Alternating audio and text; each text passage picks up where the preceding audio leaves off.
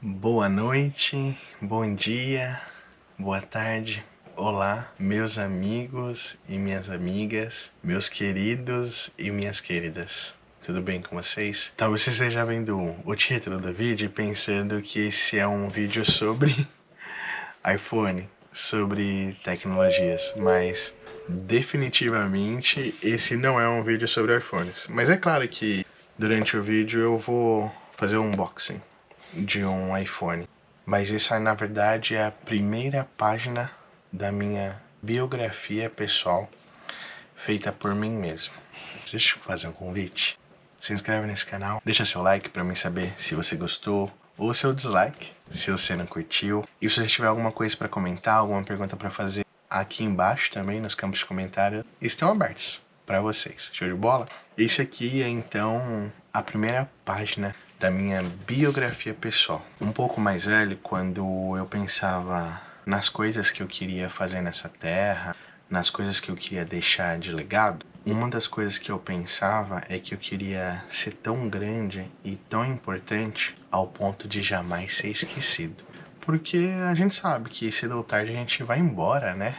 Talvez não se lembrem da gente alguns anos depois. E essa é uma dor que realmente me afligia. E eu pensava assim, se eu criar algo muito grande, se eu criar algo muito importante, talvez em algum momento as pessoas se lembrem de mim. Talvez uma das formas que eu possa atingir esse meu objetivo não seja sendo grande, não seja construindo um negócio muito grande, mas talvez seja impactando muitas vidas, que um dia também, infelizmente, deixarão de existir. Mas eu acho que eu vou ser muito mais feliz por ter, durante a vida, causado impacto em outras vidas, do que ser lembrado após a morte. Mas porque, apesar de acreditar em Deus e ter um pouco de fé, a gente não sabe de fato se saberemos o que na Terra acontece. Então, quão importante é, não é verdade? Se preocupar se eu vou ou não ser lembrado após a morte. E aí, quando eu tava... começar a abrir aqui meu iPhone. Quando eu tava pensando em gravar o vídeo, vocês acreditam que eu não tava pensando em dizer nada sobre isso? Mas eu sabia que alguma força grande ia me guiar sobre qual tipo de assunto que eu queria tocar.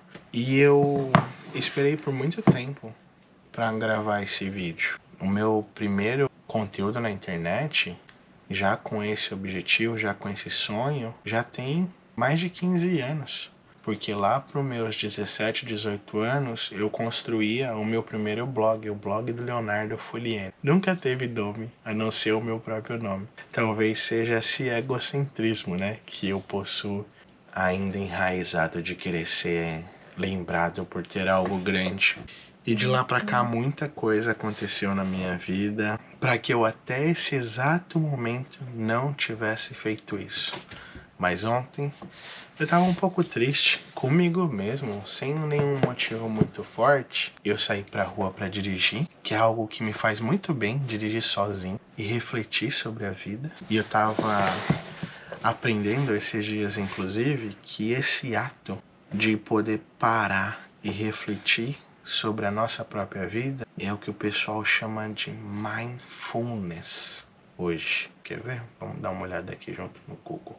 É isso aí, ó. Viver o momento presente. E eu tenho percebido que essa dirigir sozinho ou fazer uma caminhada escutando música me dá desses momentos de reflexão, de poder prestar atenção em mim, em o que está acontecendo comigo, ao meu redor.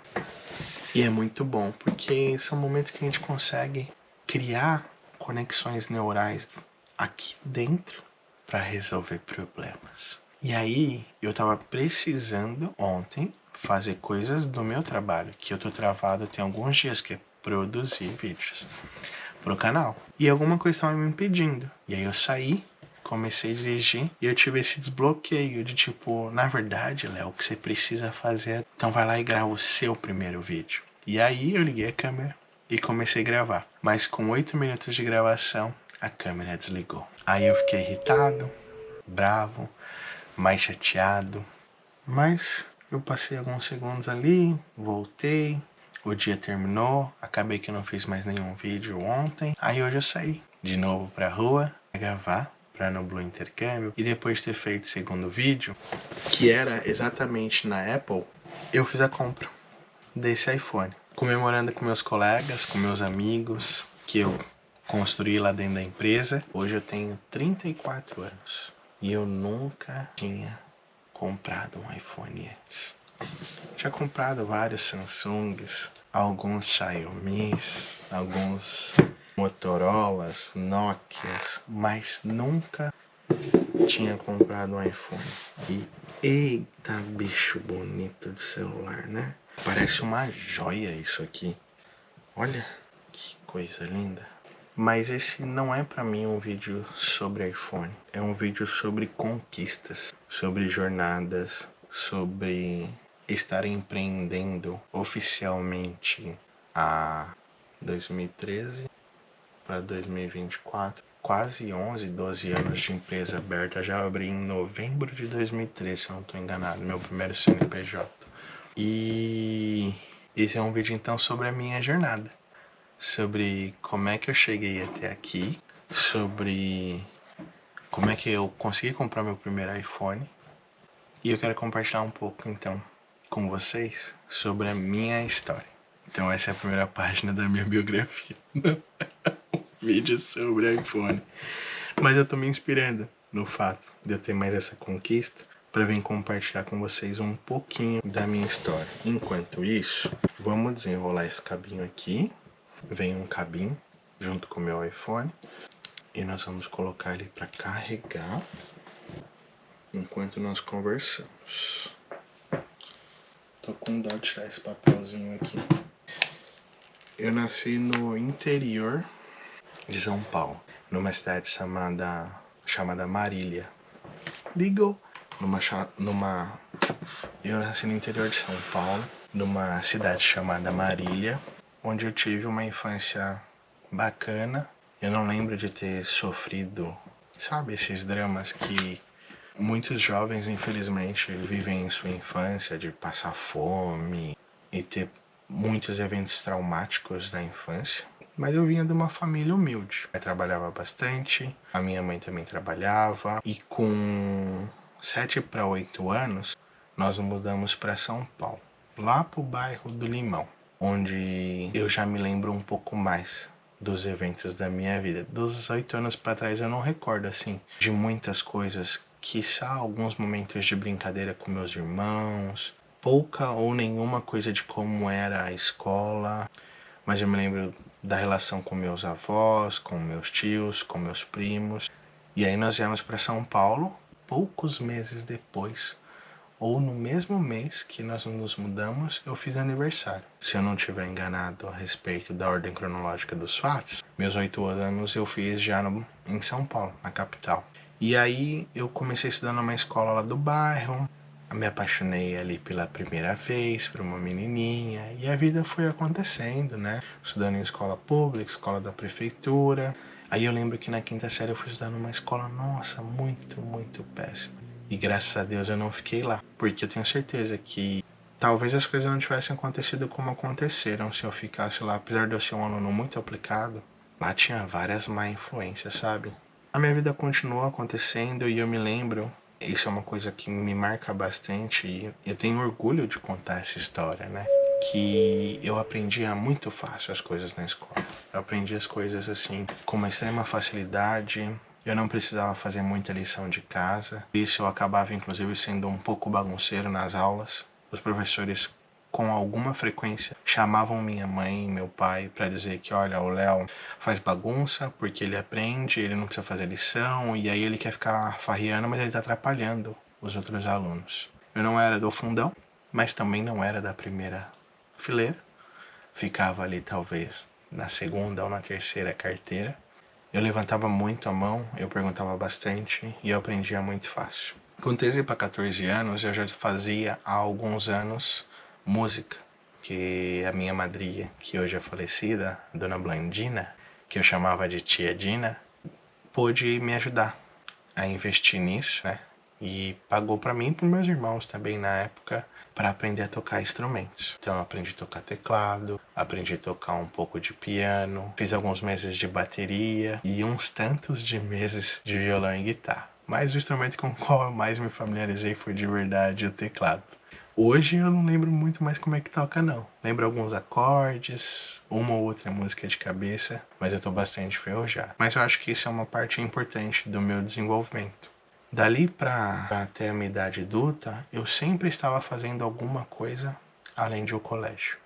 Tempos depois, a minha mãe começou a trabalhar em uma escola, dava cursos profissionalizantes e cursos de especialização, e foi uma oportunidade para eu fazer uma série de cursos gratuitos. Fiz curso de informática, curso de desenho, curso de manutenção de computador, desenvolvimento de websites, design. Aprendi muita coisa, muita coisa. E aí minha mãe saiu dessa escola e foi trabalhar numa outra escola de bairro.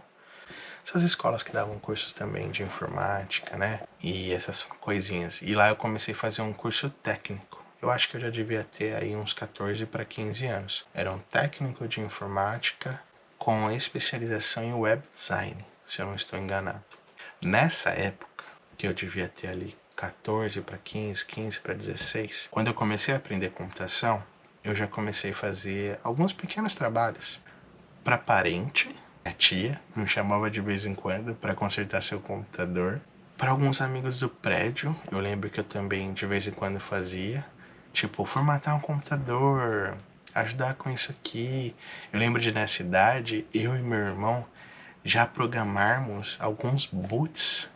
Nós tínhamos assim pouco ou nenhum contato com o computador naqueles anos, mas a gente tinha uma facilidade com tecnologia. E eu não lembro do meu irmão já estar estudando isso. Talvez ele absorveu muito melhor do que eu, inclusive, esse conhecimento, porque ele não, acho que ele não fez curso. Não lembro de verdade sobre isso. Mas ali para os 15 para 16 eu estava fazendo então esse curso técnico. E eu tô comentando sobre esse fato para falar de quando eu sinto que começou o meu instinto empreendedor.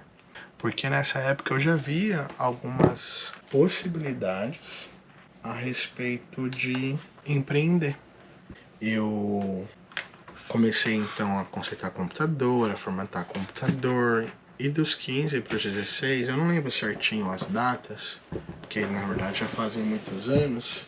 Eu lembro de ter ajudado um rapaz lá que era dono da escola de música a construir, configurar, montar toda uma lan house dentro da escola de música, porque ele estava querendo também diversificar lá e oferecer para os alunos, enquanto eles esperavam os pais, uma opção de entretenimento para ganhar dinheiro. E ali nessa oportunidade, eu estava fazendo esse curso de web design, esse técnico, e eu me lembro de ter abordado ele, com uns 16 anos mais ou menos, já com um modelo de site desenvolvido para a escola de música cromática. Eu fico pensando assim, eu falo, caraca, Léo, da onde você teve ideia de desenvolver um site, de chegar pro dono da escola, de oferecer esse site, que era na época feito em Flash e Dreamweaver, e eu lembro de ter feito oferta para ele por acho que R$600. E aí eu dei opções. Eu falei para ele, ó, esse aqui é o site.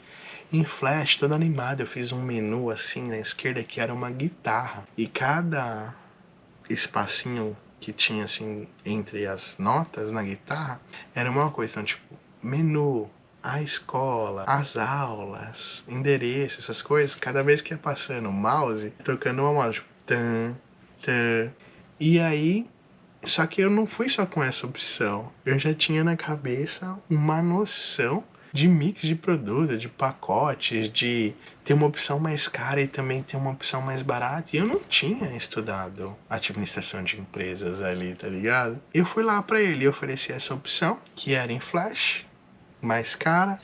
Oferecia uma opção feita no Dreamweaver com CorelDRAW, com imagens estáticas, e oferecia uma opção simples, só de HTML. No final das contas, ele não acabou contratando nenhum, mas eu atribuo a essa época o meu despertar, o meu desabrochar empreendedor. Eu tava inclusive conversando com a minha mãe esses dias e contando a ela sobre isso. E ela tentou ali me corrigir, dizendo que não era bem assim que aconteceram as coisas. Mas Na família da minha avó materna, ou seja, na família da minha mãe, havia uma série de empreendedores. Eu lembro que eu tinha 2 tios, se eu não me engano, que tinham empresas, que era o José Luiz e o Edmur.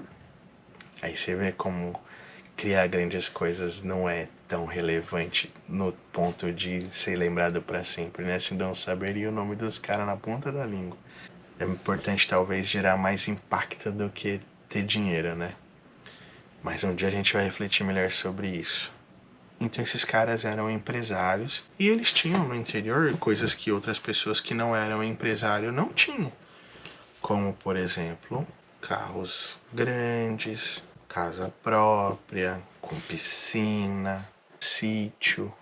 E tinha o irmão do meu pai também, na época na mesma situação, empresário e cheio de bens. E eu acho que de alguma forma, pelo menos é assim que eu determinei que eu ia estabelecer esse estalo quando eu penso na minha vida, eu acho que de alguma forma a minha cabeça ali já naquela idade, quando eu via essas pessoas tendo coisas que eu não tinha, quando eu via essas pessoas vivendo coisas que a minha família não vivia, começou alguma coisa na minha cabeça se conectar e construir para formar algo assim. Se você quiser ter coisas, se você quiser ser, se você quiser viver, você precisa empreender. Então acho que foi por isso que eu fui me encaminhando por esse caminho durante minha vida, apesar de até meus 20 anos mais ou menos, eu dizer para muitas pessoas que o meu sonho era se formar em engenharia aeroespacial no ITA e desenvolver foguetes e aviões. Mas eu sabia que naquela época eu precisaria ser muito mais nerd do que eu era para conseguir passar no ITA. Eu era inteligente e não nerd. Então, isso não da forma pejorativa, tá bom? Entenda que a minha inteligência também é uma inteligência de raciocínio lógico matemático. Então, existia uma série de habilidades e conhecimentos que eu precisava absorver e dominar, por eu não ser aplicado aos estudos e por eu apenas absorver para resolver problemas, como por exemplo passar na prova, e eu não absorver a quantidade necessária, ou eu absorvi e descartei por não achar relevante. E hoje eu não me lembro de conhecimentos como geografia, história e língua portuguesa avançada. Porque o meu cérebro de alguma forma entendeu que não era relevante ocupar espaço do nosso HD com isso. Então eu não passei, né? Na verdade eu nem tentei, porque depois de concluir o curso de técnico de informática, eu apliquei para um curso na ETEC, porque eu não queria fazer qualquer faculdade. Eu tinha isso também na minha cabeça, que eu não queria fazer qualquer faculdade. Entenda por qualquer faculdade, uma faculdade barata, uma faculdade mal avaliada. Eu sabia que eu precisaria aprender bastante para eu conseguir chegar onde eu queria chegar. Então eu sempre tive comigo que eu não queria estudar em uma faculdade barata. Então comecei a trabalhar com os meus 16 anos na Eletropaulo. Poucos meses depois eu fui promovido e efetivado. Comecei pelo programa Jovem Aprendiz. Depois eu fui crescendo lá dentro. E em algum momento dessa jornada, se eu não estou enganado, um ano e meio para 2 anos na Eletropaulo, eu lembro que eu já estava, acho que namorando na época e não fazia faculdade ainda, e começou a ser importante para mostrar para o meu sogro naquela ocasião que eu era um bom partido para a filha dele, que eu passasse a estudar. E eu lembro de ter abordado a minha gestora lá na Eletropaulo e dito assim: olha, eu quero estudar numa das melhores faculdades de São Paulo, um curso de administração, e eu acho que isso vai me ajudar a se desenvolver profissionalmente também, e eu vou poder aplicar isso aqui no trabalho, mas eu preciso ganhar X valor. Eu me lembro que eu acho que naquela época eu ganhava algo entre 750 e 800 reais, e para fazer a faculdade eu precisava ganhar R$ 1.100, que era o preço da mensalidade. E eu falei para ela: olha, eu preciso ganhar esse valor aqui para me cumprir esse objetivo. E eu adoraria ter na minha carteira esse nome. Eu posso ter uma promoção? E aí eu consegui convencer ela e ela me promoveu para assistente de negócios júnior e me pagou o salário de R$ 1.100.